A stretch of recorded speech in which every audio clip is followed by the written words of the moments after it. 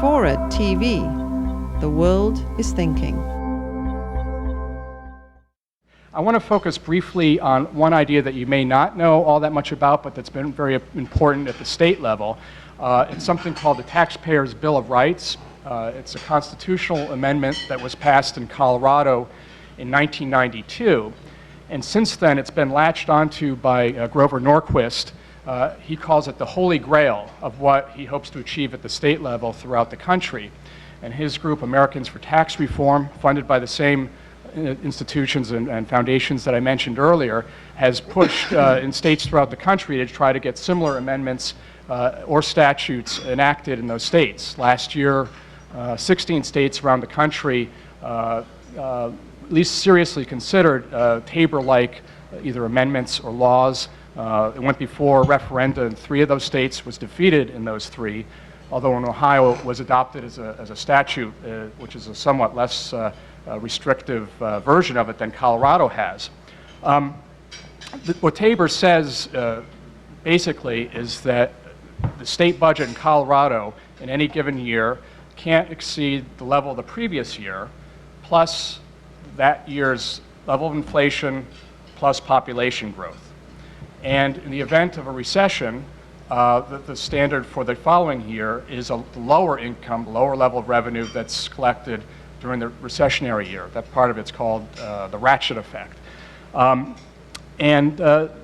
You know, the idea here is that this will make government more efficient. You just have a threshold that you can't pass.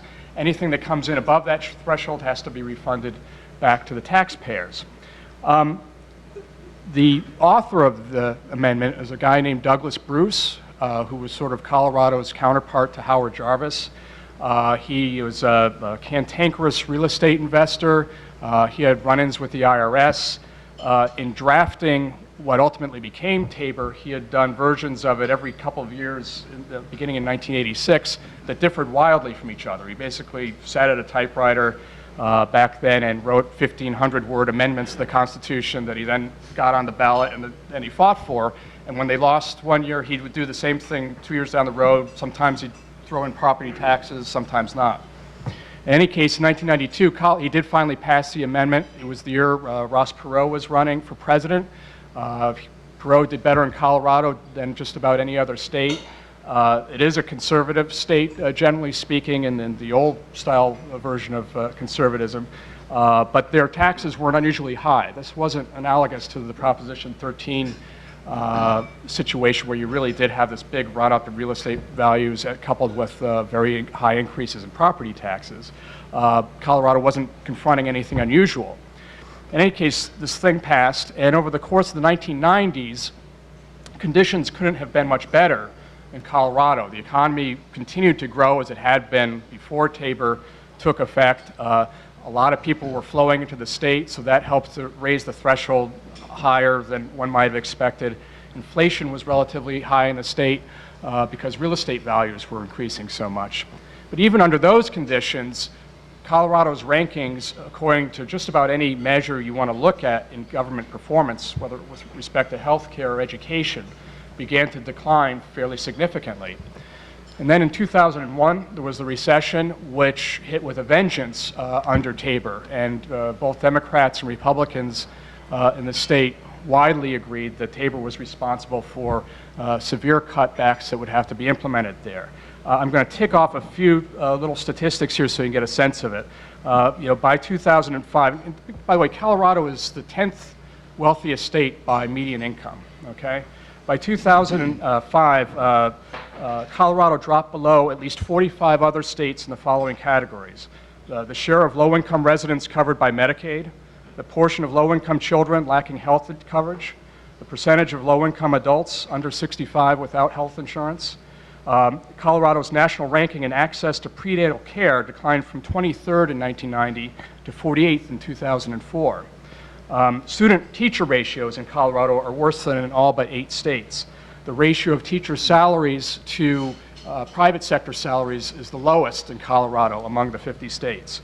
The state's higher education system has declined to the point where legislators were wondering if we were going to just get rid of our higher education system, we should have voted on that as a separate matter rather than just having it deteriorate to the point that it deteriorated. What do those rankings mean?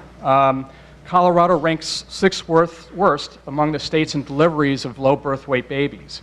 When the state tried to create a prenatal plus program to deal with that problem, they had to shut it down because they didn't have enough funds to pay for it.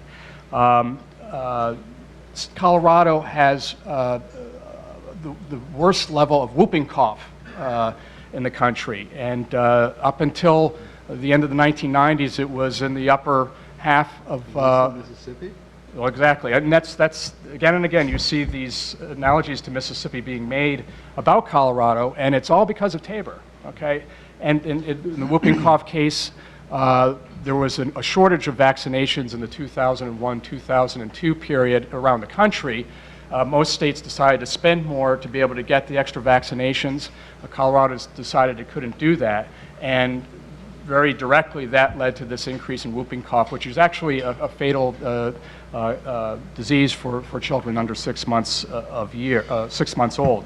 Many of the schools are in severe disrepair. There's a school that was written about in the Denver Post that had sewage going through the hallways. It had temperatures in some rooms of 80 to 90 degrees because of the lack of ventilation. Republican state legislator there said the fact is the state doesn't have any money. We can't do anything about it.